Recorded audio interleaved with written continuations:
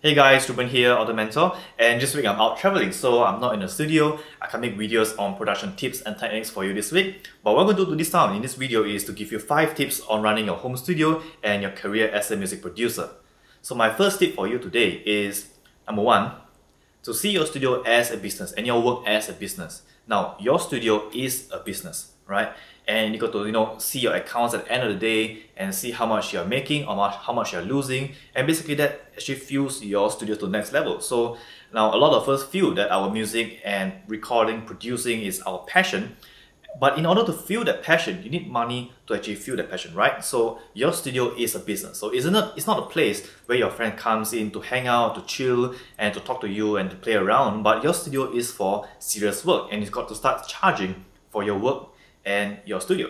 Alright, so that's the first tip for you. Now, number 2 is not being a perfectionist. Now, a lot of us are perfectionists. Music producers especially, we are all perfectionists at heart. So we go on and do a mix endlessly every day, for a few hours or even days and weeks, and we never basically finish a mix or a composition, right? So when you do things for your clients or even for yourself, you got to put a full stop on your production and say, hey, that's it. I'm going to release this song or send this song to my client and see what he has to say. So put a full stop in productions and say, okay, it's time to stop on this production. Or again, you never will, because you're going to go on, editing this and that, adding more instruments to your mix, and basically never finish at all. So you got to stop being a perfectionist, stop there and get feedback from your clients or get feedback from your listeners or whatnot. Alright, so that's tip number 2 for you. Now, number 3 is to never give things for free. Now, running a studio for over 6 to 8 years, I've been bombarded by people coming to my studio say, hey, we are students, we want things for free,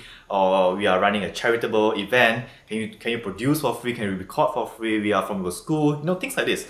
And basically, you never give them for free, because it basically never works out at the end, honestly, right? So basically, when people come to you like this, these people are clients who do not value your services. Now, when things are given for free, you don't actually have the value in them. Think about when you downloaded a plugin online for free, do you actually use that much?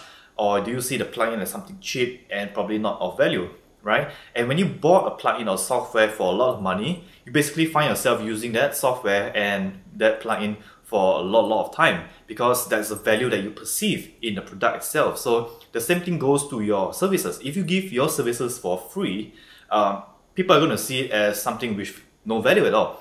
But if you price your services at what you should be charging for, people will start seeing your services as something valuable and worth paying for. So that's the perception in our human brain. So you got to start charging for your services and never do things for free. Because if you start doing things for free, people are going to devalue you and your value is going to be depreciating down. Alright? Now, the tip number 4 is in the studio, is to always buy 2 microphones instead of 1. So what I'm talking about is, now, there's a lot of situations in the studio where you'll be given options of buying 1 mic. Let's say a mic costs $1,000 and you can buy 2 mics, $500 each. Now, the best option to do is to buy that $500 microphone instead of buying the 1. Why? Now, in the studio, there's going to become times where things fail. So, for example, if your microphone fails and you only have 1 microphone, right? You do not have a backup during a recording session. But if you have 2 microphones, basically if 1 fails, you still have 1 more mic standby for you during a recording session, and that's going to actually boost your career up in the studio, and you don't want to disappoint your clients, right? So you basically want to have 2 of the same equipment rather than have 1 with no backup at all. So always buy 2 instead of 1 at a cheaper cost, of course. Now, the last tip for you today is you got to start calling yourself a music producer. When you go for events, when you go for concerts and gigs and all that, and when people come to ask you, hey, what do? You got to say, hey, I'm a music producer and I produce and record for artists and bands, for something like that, right?